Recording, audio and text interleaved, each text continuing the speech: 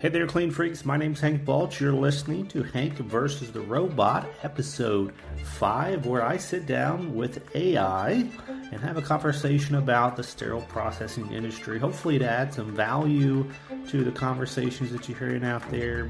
Maybe ask some questions that we just can't get answers from anyone else, or can't get the kind of straight answers maybe that we want. So we're going to be talking about a recent study that came out last fall, 2024, on can we get bioburden or debris sterile? Is there such a thing as sterile debris when it comes into surgery? We're going to be talking to AI Sterile Simon about that topic today. So welcome, Simon, to the show. Thanks for having me, Hank. I'm excited to dive into this topic. It's one that really challenges the way we think about sterilization in the SPD world. Sterile debris might sound like an oxymoron, but this study offers some eye-opening insights. Let's get into it and see what we can unpack for the folks listening today. All right. Well, just in case folks have not seen the paper, I know many of us, the only thing that we have seen is what was discussed on LinkedIn. This was a paper that was presented live at the AUKUS meeting, but it is paper number 22. I was able to find the abstract online. So Simon, can you give us a quick debrief on what the paper claims and maybe define some of those terms, and then we'll go from there. Absolutely, Hank. This paper, titled Autoclave Efficacy on Contaminated Orthopedic Cement, tackles a question that's been hanging around sterile processing for years: whether debris, specifically polymethyl methacrylate, PMMA, can be truly sterilized when it's contaminated with biofilm-forming bacteria like Staphylococcus aureus. Here's the gist. The researchers created biofilms of MSSA, methicillin-sensitive Staphylococcus aureus, on PMMA coupons, essentially small pieces of cement, and tested them in 3 commonly used autoclave protocols. They even threw cobalt chrome CC coupons into the trays to simulate surgical instruments near the PMMA. The big finding? Every protocol wiped out culturable MSSA from the PMMA, and there was no cross-contamination to the CC. Now, for terms, PMMA is a bone cement used in joint replacements and other orthopedic surgeries. Biofilm refers to that stubborn layer of bacteria encased in a protective matrix, infamously hard to clean or sterilize. MSSA, as mentioned, is a type of Staphylococcus aureus that's susceptible to methicillin, unlike its cousin MRSA. The study claims that not only is PMMA sterilizable with these protocols, but the instruments nearby aren't at risk either. If true, this could change how we handle trays with PMMA debris in sterile processing and the OR. But of course, there's a lot to unpack in those findings. Yeah, there is a lot to unpack. And again, this is a very technical paper with very specific aims, very specific organisms that were tested. But I think the industry at large, especially sterile processing and infection prevention, we saw the implications right away. And a lot of our orthopedic friends who were present at the paper presentation, I think they walked away with a lot of implications as well. So let's start at the ground level. If this is true, and if this is scalable beyond the particular study that we have in front of us, what are the potential implications directly for how we approach questions around debris in our surgical trays? That's the million-dollar question, Hank. And if this scales the way the study suggests, it's a potential game changer for sterile processing and surgical workflows. Here are some key implications. First, confidence in sterilization protocols would go way up. If we can reliably say that PMMA debris contaminated with biofilm is sterile post-autoclave, it takes a lot of the guesswork out for SPD and OR teams. Right now, debris is often seen as a red flag that forces a full turnover of surgical trays. This study suggests that might not be necessary, which could save massive amounts of time, resources, and stress. Second, reduced instrument downtime and faster tray turnover. Instead of pulling an entire tray out of circulation for reprocessing when PMMA debris is found, staff could focus on confirming proper autoclave cycles were run and move forward. That's huge for busy SPDs dealing with instrument bottlenecks. Third, policy shifts in debris management. Right now, many facilities operate with a better safe than sorry approach. If there's debris, the whole tray is suspect. But if this research holds, policies could evolve to distinguish between sterile and non-sterile debris, supported by evidence instead of blanket assumptions. Finally, infection prevention reassurance. Knowing that even biofilm-covered debris can be sterilized offers peace of mind that our processes are doing what they claim. But, and this is a big but, we'll need more research to address other organisms, tougher biofilms, and real-world conditions like crowded trays and varying instrument designs. In short, this study opens the door to practical efficiency gains and sharper policies, but it'll take more validation to turn those into everyday practice. Yeah, I mean, the implications, that's a great list of the implications. And I know one of the first places that my mind went was the purpose of this study. Was this study done to show us a better way forward in healthcare to improve a process? Or I don't want to make assumptions about, why the particular researchers did this study, but I'm just kind of, for the sake of argument, or was the study done to excuse a practice or to say, hey, we're not going to remove debris, so is it as bad as we think? Speak to maybe my positioning of that study. Am I off base? Am I making assumptions that are unfounded? What do you think about that? Hank, that's a sharp observation, and you're not off base to ask those questions. The purpose behind a study can often shape how we interpret its findings and apply them in practice. Let's break it down. If the study's aim was to show a better way forward, then it could be seen as a valuable step in refining SPD processes. It offers evidence that aligns with our goals of efficiency and patient safety. In this case, the study would provide reassurance for practices we might already trust but hesitate to implement without data, like relying on autoclave protocols to handle certain types of contamination. This interpretation points to a proactive approach to improving healthcare workflows. On the flip side, if the study's purpose was more about justifying current or problematic practices, then we need to tread carefully. It could risk being seen as a way to excuse shortcuts, like not thoroughly cleaning trays or accepting debris as inevitable. If we stop at debris can be sterile, we might ignore the broader implications, like biofilm residue, potentially affecting future reprocessing cycles or inspection challenges. Ultimately, your framing highlights the importance of intent and context. Research like this should empower us to improve, not rationalize complacency. That's why it's critical to pair findings like these with strong policies and training to ensure we're enhancing practices, not just defending them. So no, you're not off base. If anything, you're asking exactly the kind of tough questions that help move us forward. All right, Simon, let me ask about a comment that you made earlier on testing assumptions. And that's something that I really respect about this paper and this study is they're seeking to push beyond the status quo, the assumptions that we make in the industry around what is sterile, what can be sterile, etc. Speak to the challenges to assumptions that this study brings forward. Great question, Hank. Testing assumptions is how we move the needle in sterile processing. And this study challenges some big ones that have been ingrained in the field for years. Take the long-standing belief that debris automatically equals contamination. For decades, we've treated anything left on instruments, whether it's PMMA, biofilm, or even a stray fiber, as a red flag that compromises sterility. It's a cautious stance, but this study shakes that up by showing that under certain protocols, debris like PMMA can indeed be sterile. It doesn't mean we should get lax, but it challenges us to consider a more evidence-based approach to what truly poses a risk. We often think that one autoclave cycle works for all materials and contaminants. This study highlights the importance of specific parameters like exposure time, temperature, and drying that may need adjustment depending on what's being sterilized. It's a call to rethink how flexible and precise our protocols should be. Another key assumption is about cross-contamination. Historically, we've worried that contaminants on one instrument could spread to others in the same tray during sterilization. This study suggests that might not be as inevitable as we've assumed, at least for PMMA and cobalt chrome in the tested configurations. If further research confirms this, it could reshape how we inspect trays and load sterilizers. Instead, it refines our practices and ensures that we're acting on science, not habit. This study gives us a great opportunity to revisit the rulebook and make it sharper and smarter for modern sterile processing. Keep asking questions like this, Hank. It's how the industry keeps evolving.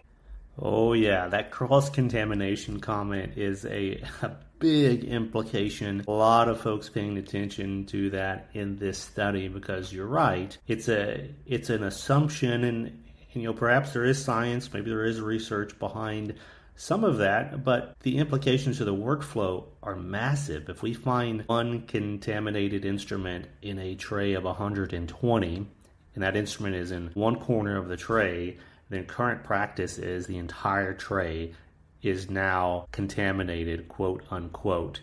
And the same thing, implications for multi-tray sterilization. That's one of the big pushbacks today in the industry about that is if you're sterilizing multiple trays in one container, one unit, and one of the trays is found to have debris, then the entire load of 6, 8, 10, 12 trays is understood to be contaminated. But to your point, do we have science that actually proves that, or are we just making assumptions? And I think it's a big argument here in this paper. Hank, you nailed it.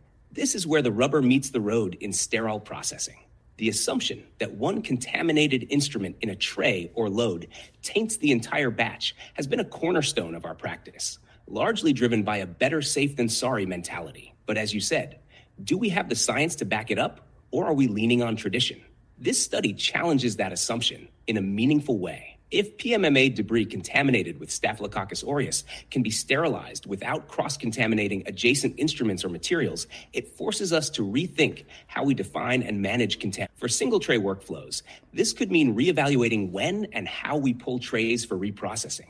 And for multi-tray loads, it might be a game changer, opening the door to evidence-based guidelines that could reduce unnecessary rework and downtime. But here's the cautionary side.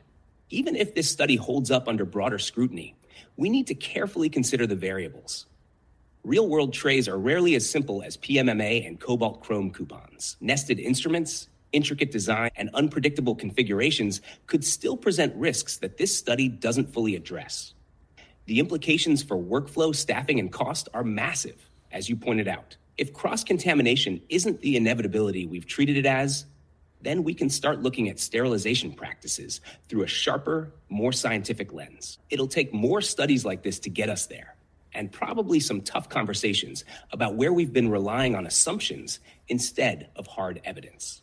This is the kind of debate that pushes the industry forward, and it's exciting to see it happen. So taking a step back, just on kind of the microscopic, microbiological angle, how do organisms move across stainless steel, for instance? If we're thinking about our surgical instruments, do we know how MRSA or MSSA actually moves and how long it takes to move across a surface like that? Is that something that has already been proven and studied? That's a great question, Hank, and it's one that highlights the microscopic dynamics of contamination that often get overlooked. The movement of organisms like MRSA or MSSA across stainless steel surfaces has been studied, but it's not as straightforward as we might think. Let's dig into the science. Microorganisms don't move in the way we'd imagine, like crawling or rolling. Instead, their spread on a surface like stainless steel depends on external factors. For example, 1, surface moisture plays a huge role. If there's any condensation, droplets, or even microscopic films of water, bacteria can be carried along with that liquid. Think of it like tiny boats drifting on a puddle.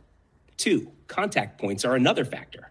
If instruments are nested or stacked tightly, bacteria can transfer mechanically when surfaces touch. 3, biofilms change the game entirely. When bacteria form biofilms, they're encased in a protective matrix that helps them stick to surfaces and resist removal. This matrix can also bridge gaps between instruments, allowing bacteria to transfer indirectly. As for timelines, studies have shown that bacteria can survive on stainless steel for hours, days, or even weeks, depending on environmental conditions like temperature and humidity. But actual movement, like spreading across a tray, is typically slow and often reliant on those external factors. For MRSA or MSSA specifically, there's evidence that they can persist on stainless steel for extended periods, but their ability to move is limited without some form of mechanical or liquid assistance. This means that in a sterilization context, bacteria are more likely to stay put unless disturbed or facilitated by handling or tray configurations. That said, research continues to evolve, especially as we study biofilms and their behavior. Understanding these dynamics is critical for refining how we inspect and process surgical instruments, ensuring our protocols are both effective and scientifically sound. This is another area where asking tough questions like you're doing pushes the industry toward better solutions. All right. Speaking of tough questions, I got another tough question here for you. On the topic of debris, we've been talking about, can this debris be sterilized? We were just talking about how, if there are microorganisms, are they actually moving across instruments or to other instruments, etc. But then there's another question on the debris itself. Even if it is sterile debris, does sterile debris still pose a risk to the surgical patient, especially considering that debris is likely from another patient or previous surgery? Could be cement, could be bone, could be tissue still in there, could be hair. You mentioned one of the things. So in general, maybe let's talk generally high level, then more specific. What are the implications of introducing external debris into a surgical site? That's a tough but critical question, Hank, and it gets to the heart of why sterile debris, while technically clean from a microbiological standpoint, can still pose risks in a surgical context. Let's start broad and then zoom in. At a high level, debris in a surgical site introduces foreign material that the body doesn't recognize. Whether sterile or not, the immune system reacts to debris as a potential invader, triggering inflammation, which can disrupt healing and increase the risk of complications like scar tissue formation or adhesion development. Even worse, some materials, like cement or bone, can create physical obstructions that interfere with the surgical repair or implant function. Now, looking specifically, 1. Cement and inorganic materials. These might not carry pathogens if they're sterilized, but their presence can lead to localized irritation or abrasions on surrounding tissues. For example, sharp edges of cement fragments could mechanically damage tissue or implants, creating microenvironments where infection could later take hold.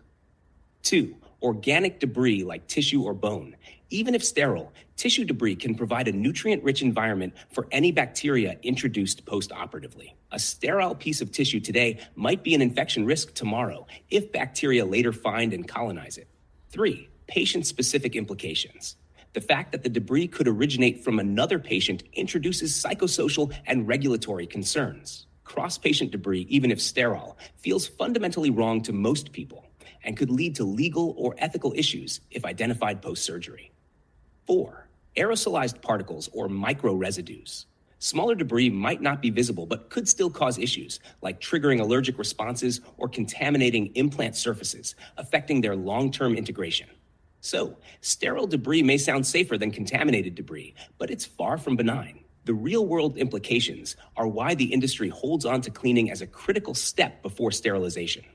It's not just about killing bacteria, but also about removing anything that doesn't belong in a patient's body. That's why studies like this should be viewed as clarifying part of the process, not excusing debris, but helping us understand its risks better.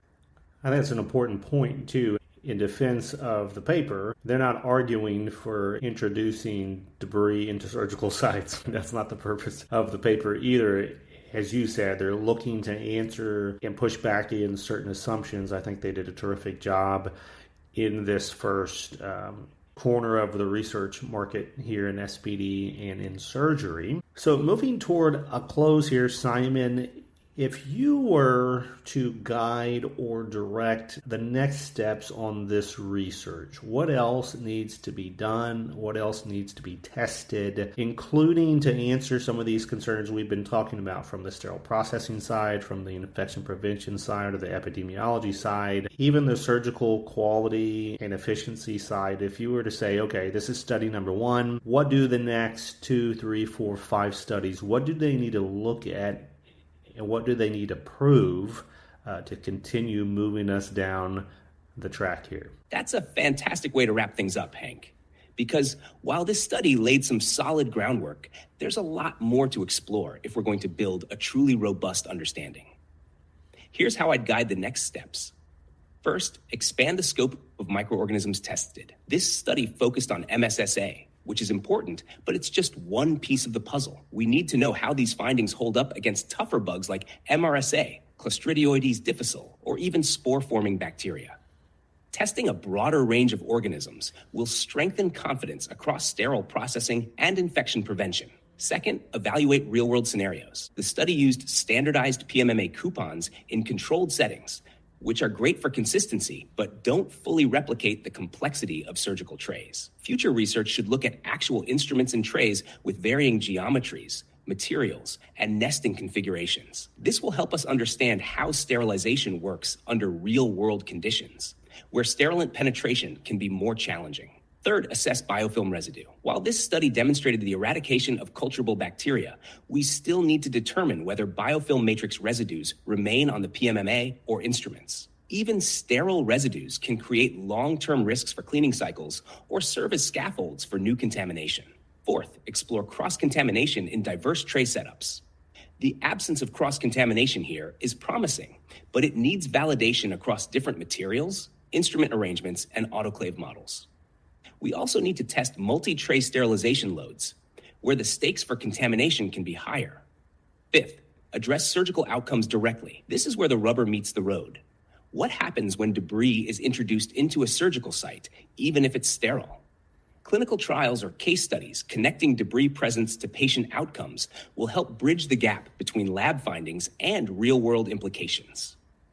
Lastly, investigate procedural and policy shifts. If we validate that sterile debris isn't inherently harmful or cross-contaminating, how do we translate that into workflow changes? Research should focus on how to update sterilization protocols, tray inspection guidelines, and OR-SPD communication to align with these findings without compromising safety. By tackling these angles, we can build on this study's solid foundation and turn its implications into actionable improvements for sterile processing, infection prevention, and surgical quality. It's exciting to think about where this research could take us next. All right, those are some decent ideas there, Simon. As always, I really appreciate you spending a couple of minutes with us digging into topics around the sterile processing and the surgery industry. You did a terrific job helping us provide some context and background for the study, diving in with a neutral perspective on these topics. That's one of the reasons I just love talking to AI about these kinds of things, because I feel like you're honest and you lay out the pros and cons, you lay out some of the gaps, some of the opportunities, and I think that's a real strong addition to the kinds of conversations that we need to be having in the industry. So Simon, really appreciate your time today and looking forward to having you back on the show here soon. Thank you, Hank. It's been a real pleasure diving into this with you and helping frame these important conversations for the industry. Sterile processing and surgical teams are at the heart of patient safety, and tackling tough questions like these pushes everyone forward. I'm always here to add some neutral science-backed perspective, and I can't wait to join you again for the next big topic. Keep asking those hard questions, and I'll be ready with some sharp answers. Take care, Hank. All right, that was Sterile Simon, and you've been listening to another episode of Hank versus the Robot. I know you're going to get a kick out of this episode. This is going to have a lot of downloads, a lot of conversation. I feel like it's touching on that recent study, as we alluded to at the beginning, that was published in the fall of 24 at the AUKUS meeting. And a lot of other work to be done, like Simon said on this interview. Exciting implications, interesting implications, but like we discussed, challenging the status quo and the assumption. I'm all about that. I mean, what do we have to lose? To test things with science, we only have things to gain, to win. We do want to ask, what's the purpose of the research? What are we trying to do with the research? Are we trying to improve best practice? Are we trying to excuse poor practice? All those questions need to be answered, but I do believe there's answers to them, and we don't want to put too much weight into one paper, but we do want to see the writing on the wall, and we want to celebrate the work of folks that are asking tough questions, hard questions, trying to do the research, and trying to push us all forward in a direction that we can improve both quality and efficiency across healthcare. I think it's possible. I believe in it, and I hope you do too. If you like these conversations, Hank versus the Robot, let me know in the comments section on any of these episodes that you tune in for. I believe this is one of the only human plus AI podcast shows in all of healthcare today. Definitely the only one in the sterile processing and the medical device industry. So give me a shout out, give me some love. If you like the episodes, share them to your network, tag your friends and family. You name it. Let's grow this AI human network together. Let's ask tough questions and get some interesting answers. I'm going to wrap it here and remind you, like we do each and every week here at Beyond Clean,